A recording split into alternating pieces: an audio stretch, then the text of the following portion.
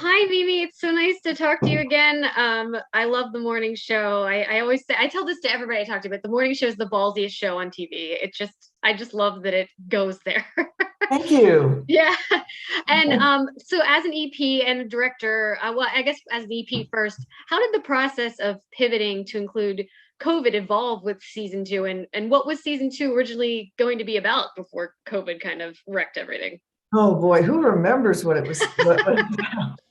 But we shot for 13 days and um, COVID was lurking in the background. We were all had heightened awareness of its existence. And, as the world knew nothing about it, we knew nothing about it except it was scary and we could all get it and have a very poor outcome. And so as we were shooting towards the end of that 13 days, it became clear that everything was shutting down. And we were one of the first companies that put the brakes on our I production remember seeing that in the news. and we shut down. And, you know, we we took in all the information and all the news of COVID and then immediately pivoted and threw out all our scripts, the few, the ones that have been written, and pivoted to, tell the story leading up to that event. Um, and the morning show is a lens to the world. It's a news show, and so it was the perfect place to explore that. And it was also the subject we knew. We knew up till March 2020 what we were feeling, what was going on, how we lived our lives so freely. And then the door got shut. And so that's what we did. We pivoted, as we did with the Me Too movement in season two. Yeah, you were smart to where you end it too. It's kind of like, so now that allows you some room to write like and adapt. Like, okay, well, here's what happened. We can kind of take some stuff, like you're kind of giving you some cushion, giving yourself some room to be able to explore what happens. Exactly. That's smart. I love the way you reintroduce Alex in season two. It's almost like the way I was thinking about like male superheroes are depicted when they, we need you back in action. And you're also withholding showing Jennifer Aniston from the audience in a really interesting way. What did you want to establish with this reintroduction of Alex?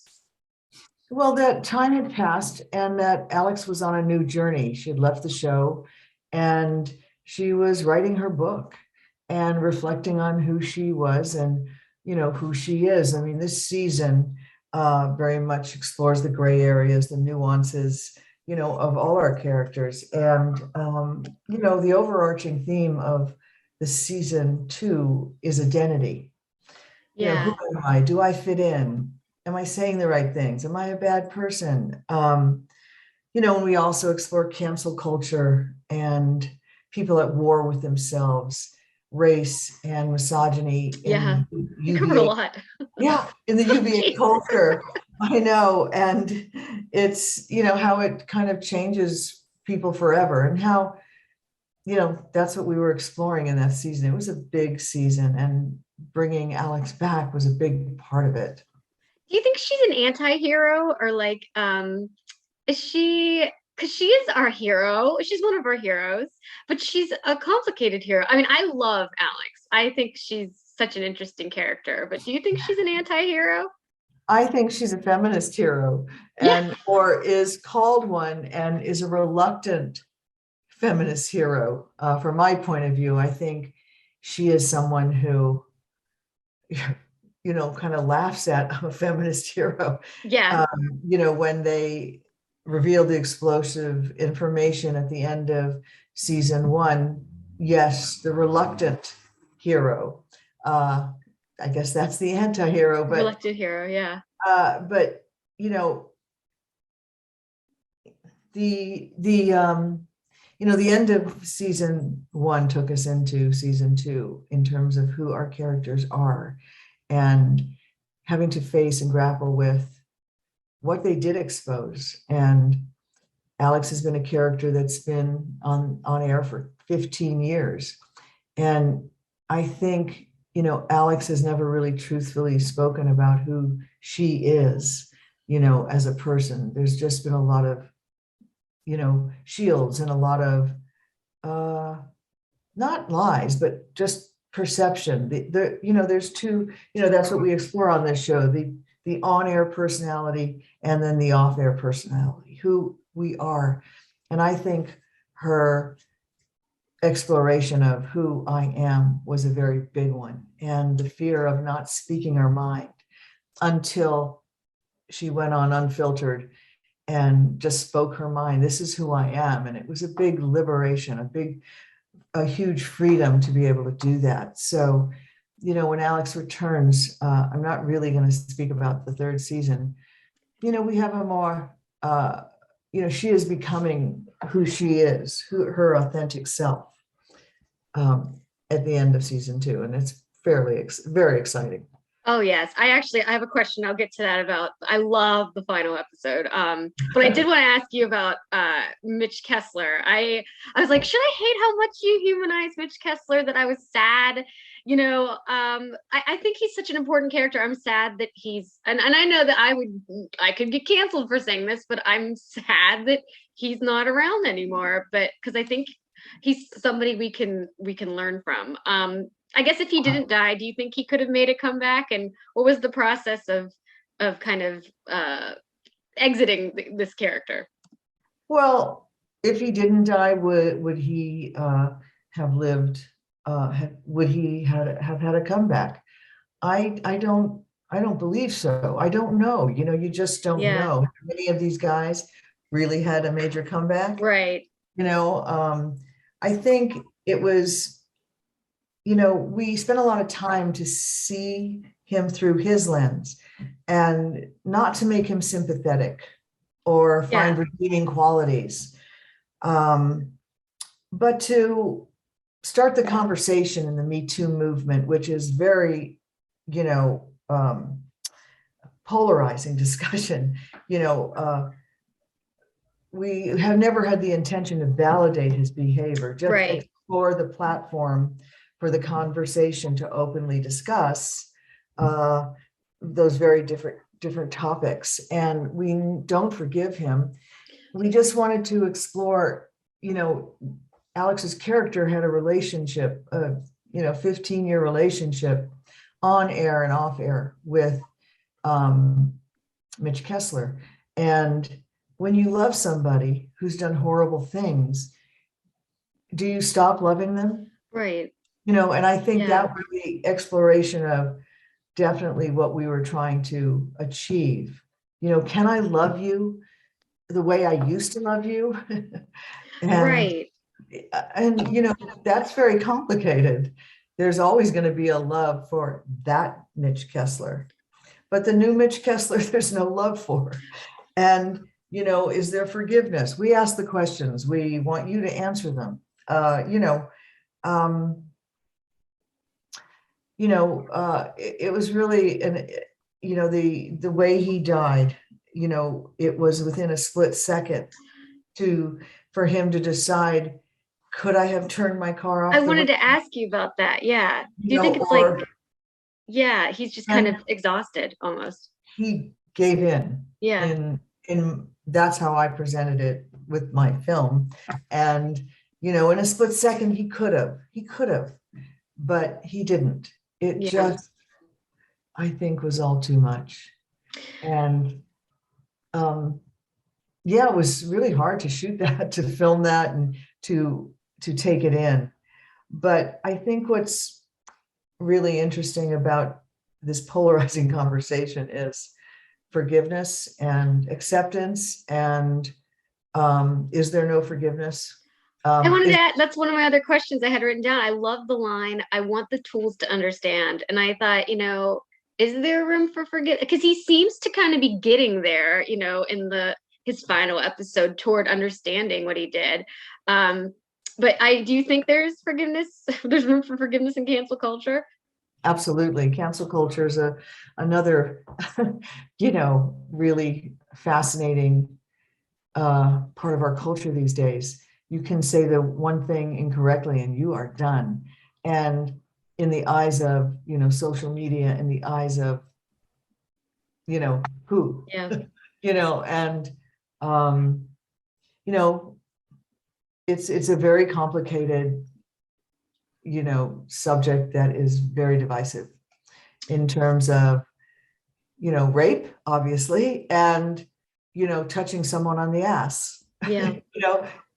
That's not rape, Right. Both but bad, but both like, yeah. bad, Hmm. both very bad. Yeah. One, but the discussion is one worse than the other? Right. Of course it is. Yeah. There are just different degrees in every subject we could talk about, different degrees of horribleness, awfulness, Right. unacceptable behavior, assault. But assault is assault. And Yeah. anyway, I'm not going to argue the No. subject, but it was a really, our big intention was not to make him sympathetic, but to explore their relationship through their lens. Yeah, and I think you do a great job of that. Like, I think that like I think Mitch Kessler is an important character because people like him don't disappear. And like for us to ignore him, this character like in real life, these people are still around. I just find it fascinating that you kept him for as long as you did. And yeah, I'll be sad that he's not around, but I think his journey was kind of over. But Definitely. yeah. I had a question about so Corey is an interesting character. And there's some great line. I've been like pulling out all these lines that I like. Like I love when Holland Taylor says to him, "Is this about the streaming service or is this about you?" And he says they are one and the same. And I Yeah. feel like Corey's somebody we don't know a lot about, but that statement is very telling. Why is Corey linked to the success of the streaming service, and what does that say about him? Oh, well, he is linked to the streaming service. It is his legacy he's trying to achieve. He came there to shake things up, to be a disruptor. And so now he's, trying to uh, be that person in that corporate world. He wants to win, and winning is everything to him, even at the expense of someone he cares deeply about. Um, Yeah. um, but there are trade-offs in this political corporate world. And Corey certainly is an enigmatic character and a brilliant actor. Yeah. Billy Crudup is an exceptional human being, and he brings such honesty and truth to his work. And, it's really interesting doing this, exploring in this show the corporate world of UBA and the interpersonal relationships of these characters and how they're all intertwined. And, that's the fun stuff. Yeah, I'm sure. Yeah. Um, I have one last question. I think Fever is such a showcase performance for Jennifer Aniston. It's such a great episode, period, but such a showcase for her. She's basically just talking to a screen for like 15 to 20 minutes, and it's so compelling. How did you work with her to help Alex completely unhinge more and more with each scene? And what did you do to make this feel dynamic without her ever really like moving? I mean, we're just watching it. I guess it proves you could just watch Jennifer Aniston read a book and we would all be like, okay, yeah. Yeah. Well, Jennifer Aniston is one of the most extraordinary actors I've ever worked with, and deep, very Yeah. deep. I mean, we know how funny she is, but it all comes from this deep place. I mean, she has a well of stuff inside her, and part of her process in doing such this incredible performance is excavating all that stuff inside, from the character's point of view. And she has a real great ability to tap into that place. And so we worked, when she was on Unfiltered and Fever, she starts from a place of getting COVID, not feeling and feeling awful, and getting on the air and trying to hold it together. And the idea was she unravels more and more and becomes freer and freer, and in her ability to speak her mind and tell us who she is and what she thinks. And it's the beginning of like I said, a liberation. It's a catharsis. And so it was, working with Jen is just an extraordinary experience. And it's very authentic, and it's very exciting to direct her. I would also say the same of Reese. Um, Yeah.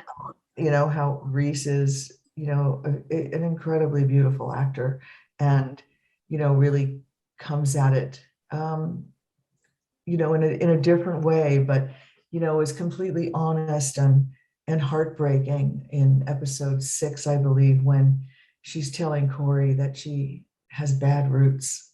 She Yeah. comes from, she was born with this DNA, and Yeah. I don't know how to fix it. And your heart breaks for her, Yeah. or any, breaks for her at this moment. You just want to reach out and hug her, you know. Yeah. There's Yeah. so many people who have bad roots, but it doesn't make you a bad person. Right. And once again, in the discussion of identity, am I a bad person? And anyway, in the finale, not only does uh, Jen, Alex, begin her liberation, um, Bradley realizes how important her family is to her, how important her brother is.